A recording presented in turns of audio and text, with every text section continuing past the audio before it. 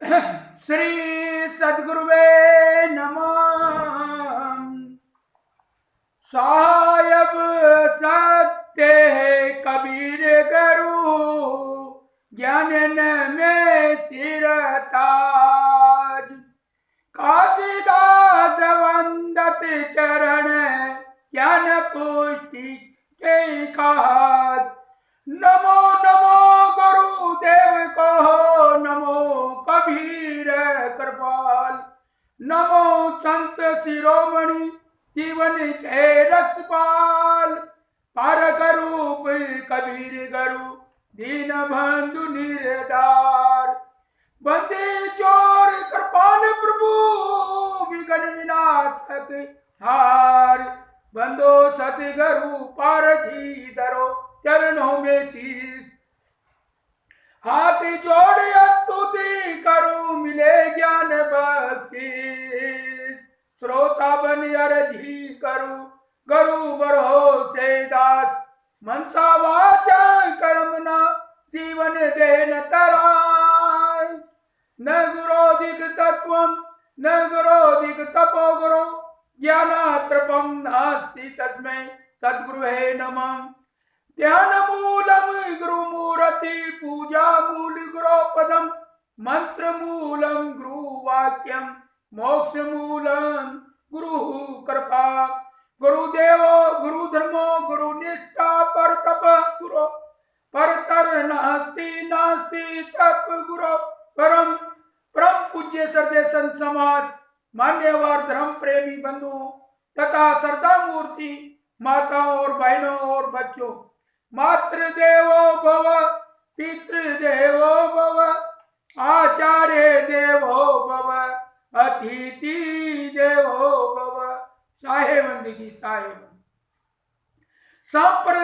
सांप्रदायिकता विहीन सत्य, अल्लाह राम जियो तेरी नाही।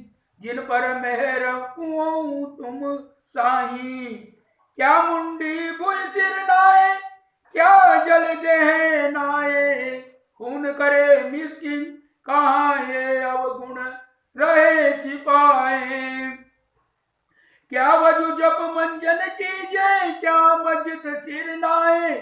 हर दिया कपट निमाज गुजारे, क्या हज मक्के जाए। हिंदू व्रत एकादशी 24, 30 रोजा मुसलमाना। 11 मास कहो कि नटारे, एक महीना आना। जो खुदाए मस्जिद वस्तु है, और मुल्क कहीं केरा। तीरथ मूरत राम निवासी, दुईमा किनौ नहेरा। पूरब दिशा हरि को वासा, पश्चिम हल है मुकामा। दिल में खोजी दिल ही माँ खोजे, यह करही माँ रामा। वेद किताब कहाँ किन झूठा, झूठा जो न विचारे। सब घटे घटे एक गिले के, भई दूजा के मारे। जेते वो रति मरदू पाने, सो सब रूप तुम्हारा। कबीर भोग अल्लाह राम का, सो गुरु पीर हमारा। साहेबंदी की साहेबंदी। भावार्थ, हे मनुष्य, अल्लाह और राम भी तेरे समान जीव ही है। हे मनुष्य, तू सभी ज्ञान विज्ञान का स्वामी है। तू जिस पर कृपा कर दे, उसी को ईश्वर बना दे।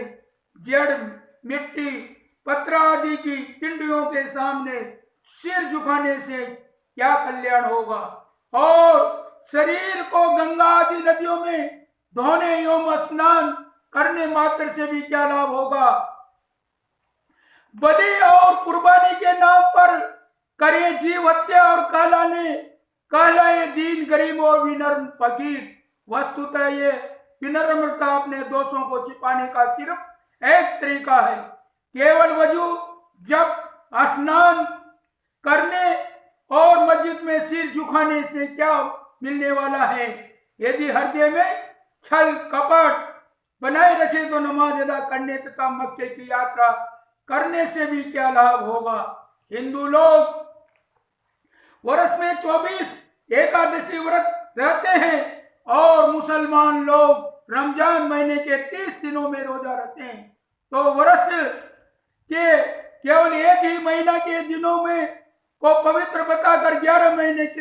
पवित्र सिद्ध कर उन्हें व्रत के दिनों से अलग कर दिया। यदि यदि खुदा मस्जिद में बसता है तो उसके बाहर का मुल्क किसका है? और यदि तीर्थ मंदिर और तथा मूर्तियों में ही राम निवास करता है तो उनसे अलग फैले हुए विशाल संसार में कौन रहता है? इन हिंदू मुसलमानों में से किसी ने भी सत्य की खोज नहीं की। हिंदू मुसलमानों में से किसी ने भी सत्य की खोज नहीं की। हिंदू प्राय पूर्व मुख करके पूजा करते हैं और भारतवर्ष में मुसलमान पश्चिम मुख करके नमाज पढ़ते हैं। तो इससे यह कैसे मान लिया जाए कि हरि पूर्व दिशा में बसता है और अल्लाह पश्चिम दिशा में है? मनुष्यों, अपने दिल में खोजो, केवल अपने दिल में खोजो तो पाओगे कि अपने दिल में रमने वाला चेतन नूर ही दिलकश, दिलदार एवं दिल आराम रहीम और राम है। वेद और किताब को किसने झूठा कहा? झूठा तो वह है जो बिना विचार किए वेद किताबों की रट लगाता है। मनुष्य को चाहिए कि वह सभी शरीरों में एक समान आत्मा रूपी परमात्मा को देखें और दूसरों के दिल दुखाने एवं उनकी हत्या करने से भय करें तथा इस पाप कर्म से सर्वथा दूर हो। हे मनुष्य, संसार में जितने औरत और मर्द हैं सब तुम्हारे स्वरूप हैं। कबीर साहेब कहते हैं कि जो अल्लाह और ईश्वर के पैगंबर तथा अवतार माने गए हैं वे गुरु और पीर के समान हमारे आदरणीय हैं। व्याख्या 15 पंक्तियों का यह शब्द जैसे विशाल है वैसे विशाल भावना से व्याप्त अत्यंत हृदय स्पर्शी है। ईश्वर, ईश्वरीय मजहब तथा ईश्वरीय किताब को लेकर संसार में हद दर्जे की जाहिली है। धर्म तो मानवता है, रहम दिली एवं सहृदयता है। वह बाह्याचार एवं बाह्य आडंबर में डक गया है। मजहब वालों ने ईश्वर को जीव से अलग कर दिया है, इसलिए वे प्राय ईश्वर की तो भक्ति करते हैं और जीव को पीड़ा देते हैं। देखिए वाणी की देवता तथा ईश्वर को खुश करने के लिए ऊंट, भेड़, बकरे, गाय, भैंस, मुर्गे आदि जानवरों की हत्या की जाती है। ईश्वर को जीव से अलग कर देने का परिणाम यह हुआ कि हमने धरती पर के प्राणधारियों एवं इंसानों तक की हत्या करने में हिचक नहीं की और आकाश में सुनने में ईश्वर को पुकारते रहे। हमने प्रत्येक ईश्वर प्राणधारियों के साथ बेहरमी की और सुनने की प्रार्थना करते रहे। कबीर साहब कहते हैं कि ईश्वर जीव का गुण विशेष मात्र है। जब ईश्वर निष्काम एवं आप्तकाम हो जाता है तब वह ईश्वर है। इसलिए वे इस शब्द के शुरू में ही कहते हैं अल्लाह राम जियो तेरी नाही, जिस पर मेर हो तुम साई। अर्थात अल्लाह और राम तेरे समान जीव ही है। इसका अभिप्राय यह है कि कर्तार्थ जीव ही अल्लाह और राम है। जो व्यक्ति इस जीवन में शोक, मोह एवं भय से मुक्त हो गया वही मानव ईश्वर है और वह तुम्हारे समान ही है।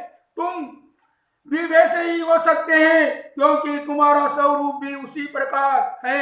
वस्तुतः सब जीवों का स्वरूप शिव है, परंतु वे अपने स्वरूप को नहीं समझते, इसलिए सामान्य जीव बने भटक रहे हैं। जब उनमें कोई अपने स्वरूप को समझ लेता है और समझ कर संसार से निष्काम हो जाता है तब वह मानो शिव हो जाता है। उसी को आप अल्लाह एवं राम कह सकते हैं। यदि हम तथ्य को समझ लिया जाए कि यह जीव ही ईश्वर है तो हम जीव मात्र के प्रति उत्तम व्यवहार करने लगेंगे और अपने आप को संसार की कामनाओं के दलदल से निकाल लेंगे। लेकिन मजहबी लोग कहते हैं कि जीव से ईश्वर अलग है। नाना मत के लोग तो पानी, पत्थर, पेड़, पहाड़, गोबर, मिट्टी को देवी देवता बना देते हैं, फिर चांद, सूरज और सितारों को देवी देवता मान लेना तो अधिक सहज है।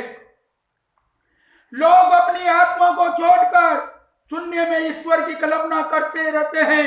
इन बातों पर मानो व्यंग्य करते हुए कबीर साहिब कहते हैं, जिन्हें पर मेहर हूँ तुम साईं, है मनुष्य तू ही सारे ज्ञान विज्ञान का साईं है। तू ही तो सारी कल्पनाओं का मनोमय का स्वामी है। अतएव तू जिस पर कृपा कर दे उसी को देवी देवता तत्वा भगवान बना दे।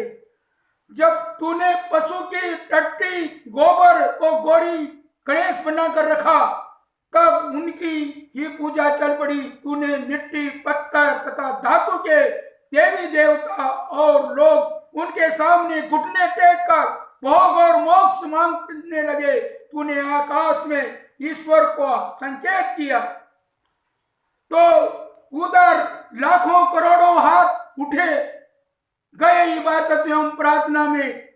हे मनुष्य, तू देवताओं का देवता तथा ईश्वरों का ईश्वर है। सारे देवी देवता तथा ईश्वर मनुष्य की कृपा का फल है रहे हैं। सारे देवी देवता तथा ईश्वर मनुष्य की कृपा पर पल रहे हैं। मनुष्य हाथ खींच ले तो सारे देवी देवता तथा ईश्वर गिर जाएं, उनकी मान्यता ही समाप्त हो जाए, उनको कोई पूछने वाला भी न रहे। जिन पर मेहर हो तुम साईं, बड़ा मार्मिक वचन है। हे मनुष्य, तू सबका स्वामी है। तू जिस पर कृपा कर दे उसी को भगवान बना दे। श्री चंडीदास जी ने ठीक ही कहा है। हे भाई मनुष्य सुनो, तू सबके ऊपर है और तेरे ऊपर कोई नहीं है। इसलिए साहिब कहते हैं, क्या मुंडी भुई सिर नाए, क्या जल दे नाए। अपने बनाए देवी देवताओं की मनौती एवं प्रार्थना कर जमीन में सिर पटकने से क्या फायदा, या मिट्टी पत्थर आदि की पिंडियों के सामने माथा रगड़ने से क्या मिलेगा। लोग कहते हैं कि गंगा, यमुना, सरयू, नर्मदा आदि में नहाने से पाप कट जाते हैं। साहेब कहते हैं कि ये धार्मिक कहलाने वाले तुम लोग संसार के शिक्षित अशिक्षित भोले लोगों को क्यों धोखा देते हो।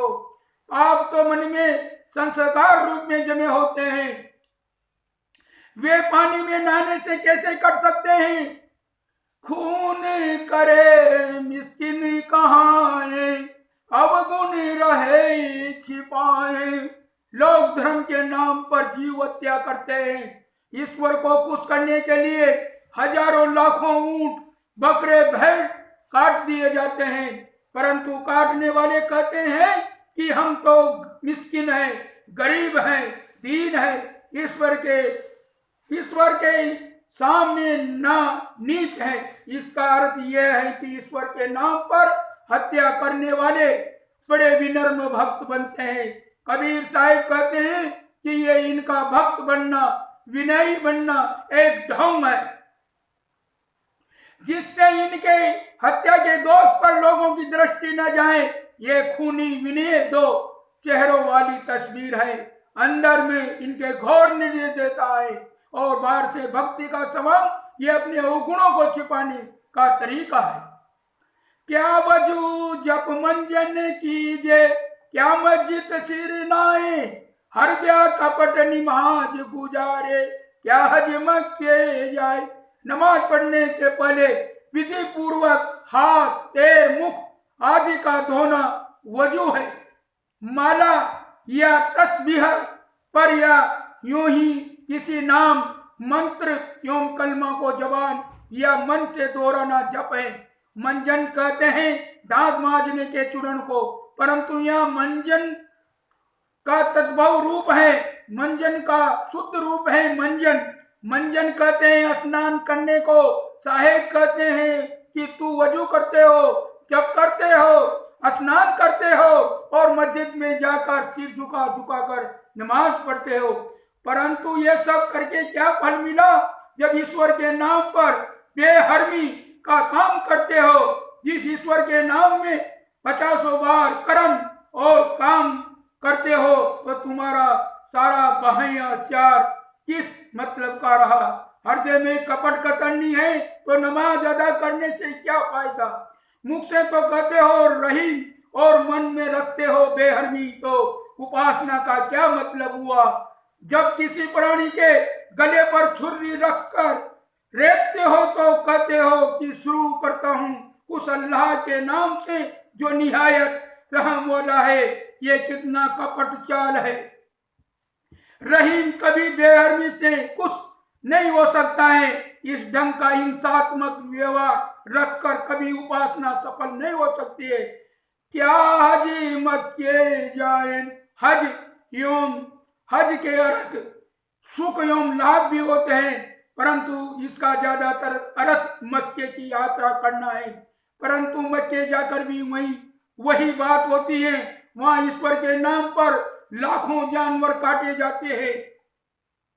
हिंदू वर्ष भर में 24 एकादशी व्रत रहते हैं, उन दिनों उपवास रहते हैं। और मुसलमान वर्ष में रमजान के महीने में प्रतिदिन भर कुछ नहीं खाते पीते, केवल रात में खाते पीते हैं।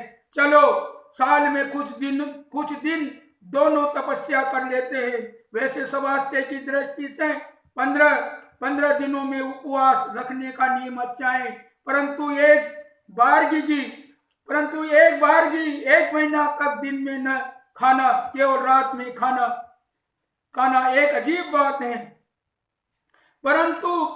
परंतु इतना तो दोनों को समझना चाहिए, केवल 24 एकादशी के दिन तथा रमजान महीने के 30 दिन ही पवित्र नहीं है, किंतु वर्ष के सारे दिन एक समान पवित्र है। हमारा अंधविश्वास कहीं ऐसा नहीं जुड़ जाना चाहिए कि दूसरे दिनों को हम अपवित्र तथा घटित मान ले।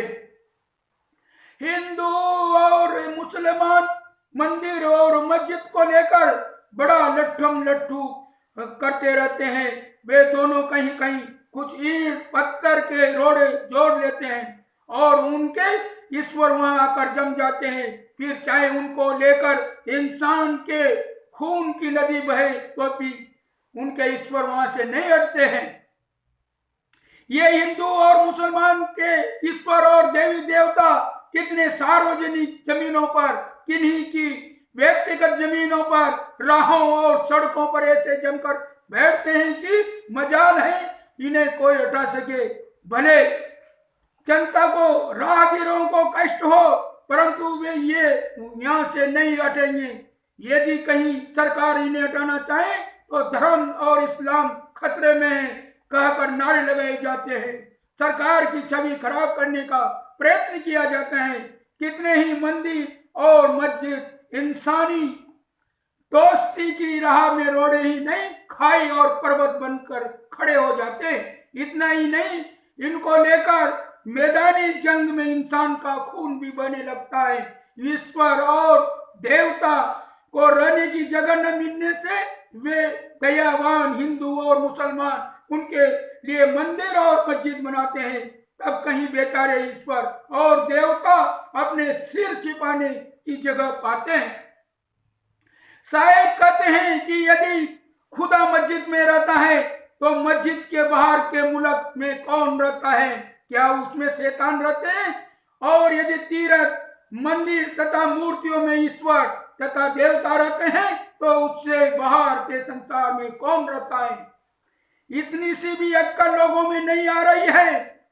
ईश्वर का असली स्थान न हिंदू खोजते हैं और न मुसलमान खोजते हैं। जो इंसान से लेकर सूक्ष्म कीट के दिलों में बसा है, उसे ये मंदिर मस्जिद की दीवारों के बीच में बंद कर देना चाहते हैं। पूरब दिशा हरी का बासा, पश्चिम अल्लाह मुकामा, दिल में खोज दिल ही माँ खोजो, यही कर ही माँ रामा। हिंदू दी जातियों में संध्या उपासना में यह विधान है कि सुबह पूर्व तरफ मुख करके, दोपहर उत्तर तथा शाम को पश्चिम तरफ मुख करके संध्या उपासना की जाए। संध्या उपासना में सूर्य का महत्व होता है। सूर्य जिधर हो उधर मुख करके उपासना करनी चाहिए, परंतु साधारण हिंदू जनता न ये निदान जानती है और न विधि पूर्वक संध्या उपासना करती है। कोई कर्मनिष्ठ ब्राह्मण कहलाने वाला लाखों में होगा जो एक दो समय कर लेता होगा। ज्यादातर हिंदू सुबह से दोपहर तक स्नान करने के बाद पूर्व तरफ मुंह करके बैठ जाते हैं और खुद पूजा कर लेते हैं। मुसलमान जिस तरफ मुंह करके नमाज पढ़ते हैं उसमें कबीला कहते हैं और वह मक्का में स्थित काबा है। इस प्रकार मुसलमानों में मक्का एवं काबा मुख्य पूज्य स्थल माना है। काबा भारत से पश्चिम है, इसलिए वे पांचों वक्त पश्चिम मुख करके नमाज पढ़ते हैं। उनकी मस्जिदों में भी ऐसी बनती हैं जिसमें लोग जब दीवार की तरफ मुंह करके खड़े हो तो उधर काबा पड़ता हो। कबीर साहिब कहते हैं, इन ऊपरी बातों को लेकर कोई ये न समझ ले कि पूर्व में हिंदुओं के ईश्वर हरि रहते हैं तथा पश्चिम में मुसलमानों के ईश्वर अल्लाह रहते हैं। ये काबा, कैलाश, मंदिर, मस्जिद बहुत बाहरी है। इनमें परम सत्ता को देखने वाले भोले बालक के समान है। साहेब कहते हैं, दिल में खोजी दिली में खोजो ये कर ही मारामा है। लोगों अपने दिल में खोजो, केवल अपने दिल में खोजो। ये जो सभी दिलों में चेतन निवास करता है यही परम तत्व है। इसी को ईश्वर, अल्लाह, राम, रहीम, गॉड कुछ भी कह सकते हो। लोग ऊपर वाले को खोजते हैं और भीतर वाले पर ध्यान नहीं देते हैं। ऊपर वाला तो केवल कल्पित है, भीतर वाला अनुभव सब सता है, बल्कि कहना चाहिए कि वही सबका अनुभव पिता, कल्पक एवं ज्ञाता है। दिल में खोज दिली माँ खोजो इहे करी माँ रामा। यह कबीर साहिब के महासूत्रों में एक है जो सभी के दिलों में चेतन रूपी भगवान को समझता है। वह किसी दिल को दुखा नहीं सकता। धोखा यही है कि लोग पत्थर के बने मंदिर, मस्जिद में तो भगवान होने का भ्रम कर लेते हैं, किंतु प्राणियों के दिलों में उसे नहीं देख पाते हैं। इसी का फल है कि वे ये मंदिर, मस्जिद जैसी बाहरी चीजों की सुरक्षा के लिए लड़ते हैं और ईश्वर के असली स्थान जो प्राणियों के दिल है उन्हें दुखाते हैं। कबीर साहिब की पूरी वाणियों में इसी सत्य एवं तथ्य पर जोर है कि ईश्वर प्राणियों के हृदय में है, क्योंकि यही वास्तविकता है और यही मानवता तथा सच्चे धर्म करुणा के लिए प्रेरक है। यद्यपि ये बात सभी मजहबों एवं संप्रदायों की किताबों में लिखी है, तथापि लोग अपने अज्ञान, अहंकार तथा मिथ्या स्वार्थ में पढ़कर उन बातों में अपनी नजरें घुमाकर वही रास्ता अपनाते हैं जो इंसान के लिए बुरा है। वेद किताब कहाँ कि न झूठा, झूठा न विचार। कबीर साहिब की खरी बातें सुनकर लोग उन्हें उल्हाना देने पहुंच गए और कहने लगे, आप तो वेद तथा किताब को झूठा कहते हैं। साहिब ने उन्हें समझाया कि वेद किताब को कौन झूठा कहता है। झूठा तो वह है जो उन पर विचार नहीं करता और आंख मूंद कर प्रमाण मानता है। सभी मजहबों वाले अपनी किताबों को ईश्वर प्रत, आप्त वचन एवं सत्य प्रमाण मानते हैं। नाना मत के धर्मशास्त्र नाम की पुस्तकों में हजारों वर्षों के बीच में जो कुछ सही गलत लिख गया है उन सबको प्रभु वाणी, आप्त वचन एवं सत्य प्रमाण के नाम पर लोगों के गले जबरदस्ती उतारने की चेष्टा की जाती है। धर्मशास्त्रों में कितनी ऐसी बातें हैं जो भ्रमपूर्ण एवं बिल्कुल गलत हैं। कितनी बातें ऐसी हैं कि जब ये लिखी गई तब उपयोगी रही होगी, परंतु आज वे बिल्कुल असंगत हैं।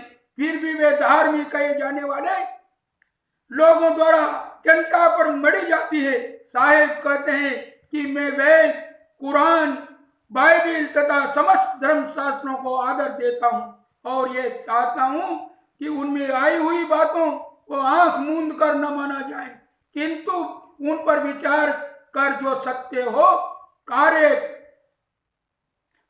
कारण व्यवस्था के अनुकूल युक्त संगत विश्व के नियमों से समर्थित तथा आज के लिए प्रासंगिक हो, उनका जीवन में उपयोग किया जाए और जो उनमें युक्ति तथा विवेक विरुद्ध हो, आज के संदर्भ में अनुपयुक्त तथा हानिकारक हो, उन्हें छोड़ दिया जाए।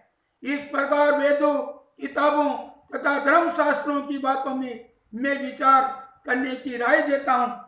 मैं ये भी नहीं कहता हूँ कि वेद किताब झूठे हैं, मैं कहता हूँ कि वे झूठे हैं जो उनकी बातों पर विचार न रखकर आंख मूंद कर मानते हैं। अब कोई यदि बारंबार यही जोर देता है कि मेरे धर्म शास्त्र तथा यही जोर देता है कि मेरे धर्म शास्त्र में लिखा है, ये प्रभु वचन है, किंतु वे ऐसी बातें होती हैं जो सत्य, ज्ञान तथा मानवता दोनों में बाधक होती है। और यदि ऐसी बातें ईश्वर तथा वेद किताब के नाम पर कोई जबरदस्ती गले उतारने के चक्कर में पड़ता है, तब मैं कहता हूँ वेद किताब दऊं फंद पसारा, यही फंदे परु आप बिचारा। यह नोदा वेद किताब है झूठे का बना, अतएव इसका यह अर्थ नहीं लगाना चाहिए कि मैं वेद किताब को झूठा कहता हूँ। मैं वेद किताब को आदर देता हूँ, परंतु उनकी बातें विचार पूर्वक मानने तथा न मानने की राय देता हूँ।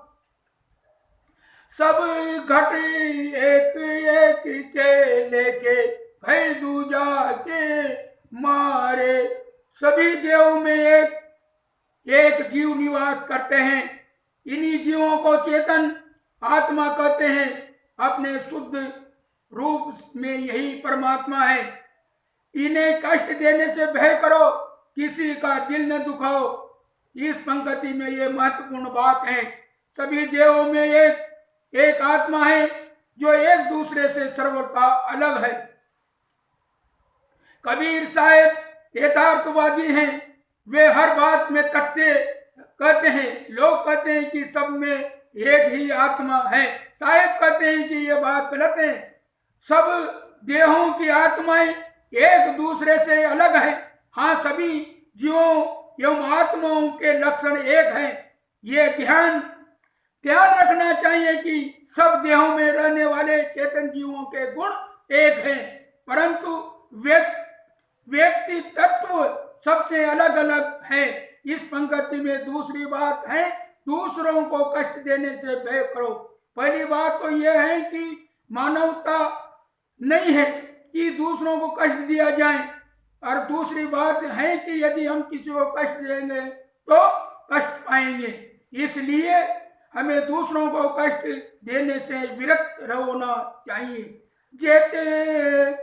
जेते वो रति मर्द उपाने, सो सब रूप तुम्हारा। संसार में जितने औरत तथा मर्द होते हैं वे सब तुम्हारे रूप है। यहाँ सभी जीवों को तात्विक एकता पर प्रकाश डाला गया है। साहिब कहते हैं कि स्त्री और पुरुष तो केवल शरीर के लक्षण है, किंतु उसमें निवास करने वाले जीव एक समान है। उनके गुण लक्षणों में कोई अंतर नहीं है।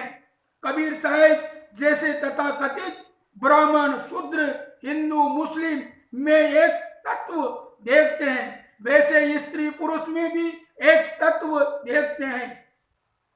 वे विप्रमतिशी के आखिरी में एक ही लपेट में कह जाते हैं कि सब दिलों के भीतर रमने वाले चेतन तत्व को क्या कहोगे?